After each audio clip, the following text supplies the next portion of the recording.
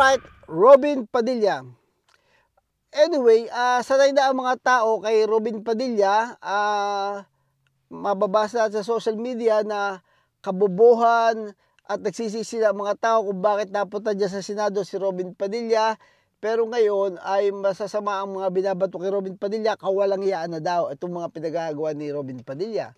Okay, ang umattend sa kaso ni Kibuloy ay dalawa lamang, si Risa Hontiveros at saka si Robin Padilla.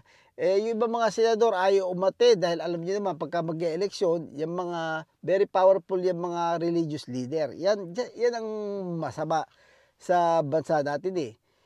Anyway, si Robin Padilla, ang expectation ng mga tao man lamang at least akala nila mag-neutral si Robin Padilla na okay, Kibuloy ay nanawagan kami sa inyo, kaibigan kita, ay kailangan maging fair square ka dito. Irespeto mo tong committee ito. So, hindi po yun ang nangyari. Ang nangyari ay talagang all out na sinuportahan ni Robin Padilla itong rapist na si Kibuloy. At nakakaawa, sama siguro ng pakiramdam ng mga taong aping-api. Tapos pinag-aalis pa dyan ng maskara, dineder ni Robin Padilla na mag-alis kayo ng maskara. Doon pa lang ikabubuhan na yun eh. Galit-galit ng mga tao.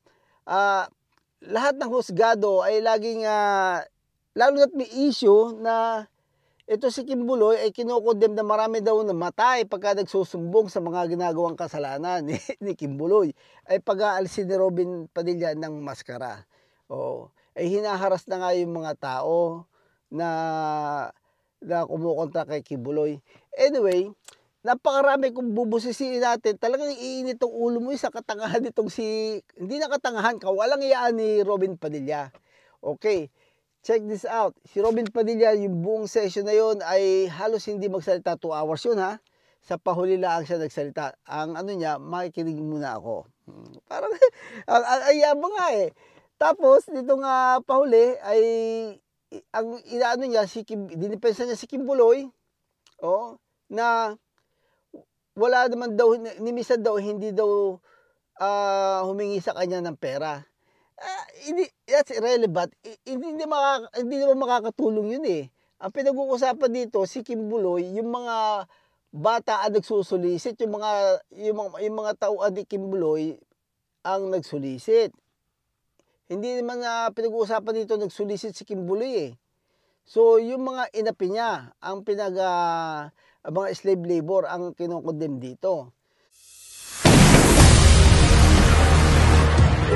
Anyway, irrelevant naman yung mga sinasabi ni Robin Padilla na si Kibuloy daw ay hindi daw niya na-experience na nagsulisit daw sa kanya. So, hindi naman yun ang pinopoint dito. Pinopoint dito ay meron siya mga slave labor na members na ino-oppress niya, na siyang pinagsusulisit niya. At saka, hindi naman yung nasusubaybayan ba niya kung anong ginagawa ni Kibuloy. So, walang weight yung sinasabi ni Robin Padilla na hindi nagsusulisit si Kibuloy. Ako ko puro kabobohan lang. Talagang nakakainit ng ulo itong si Robin Padilla. Yan ang mabigat eh. Pagka yung ando ka, para mayroon kang puon na pinagsisilbihan, hindi sa taong bayan. Okay? So, na-expose siya na meron siyang pinagsisilbihan poon, hindi ang taong bayan. Yun na mabigat doon. So, anyway, wala tayong magagawa dyan. Cancer yan dahil kasalanan nyo rin eh. Yan, kasalanan din ng mga Pilipino, ng mga bobo-tante.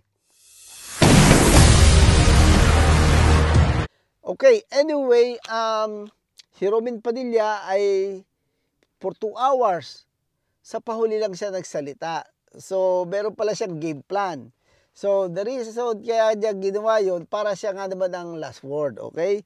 Pero, kumbaga sa labintador, yung kanyang pinaputok ay pusngat. Hindi binibili ng tao, okay? Ang kanyang ang ginawa niya dahil may experience daw siya kay Kibuloy na hindi daw siya hiningan ng pera. Who cares? Sa kwento mo na gano'n. Unang-una, ikaw ay bias. ang kailangan marinig dito, yung mga taong nagsusulisit, yung inoppress, yung mga slave labor, yun ang kailangan marinig doon, ay marami yun, okay? So, talagang si Robin Padilla ay saksakan ng ayoko na lang magsalita. Nagbabasa-basa na lang ako eh. Talagang bobo na walang yapa, okay? Yan ang problema. Pagka ang binoto nyo ay hindi, na-expose siya na hindi siya para sa mga mahihirap, sa mga naapi. Okay? Meron siyang puon na pinagsisilbihan. So, yun ang impression ng mga tao ngayon kay Robin Padilla. So, hindi niya kayang itanggi yun. Oh. At talagang he don't care doon sa mga tao na ma-expose, mamatay kung tatanggalin yung ay nahamon pa niya na maging matapang. Talaga itong si Robin Padilla. Anyway, nung una, kinokondem ko na yung mga tao, mga bobotanti kayo, kayong bumoto diyan. Okay. O, magdusa kayo. Pero, I come to realize, meron akong mga previous vlog na itong si Robin Padilla ay, inilagay siya sa survey na number 1 for mind conditioning lang. Hindi ako naniniwala na ang mga tao ay ganoon kabobo. Dahil nagpa-survey naman siya eh. Lahat ng tao ay minumura siya. Wala may gusto sa kanya. Pero siya inilagay na number 1 dahil para nga naman itong sina Jinggoy,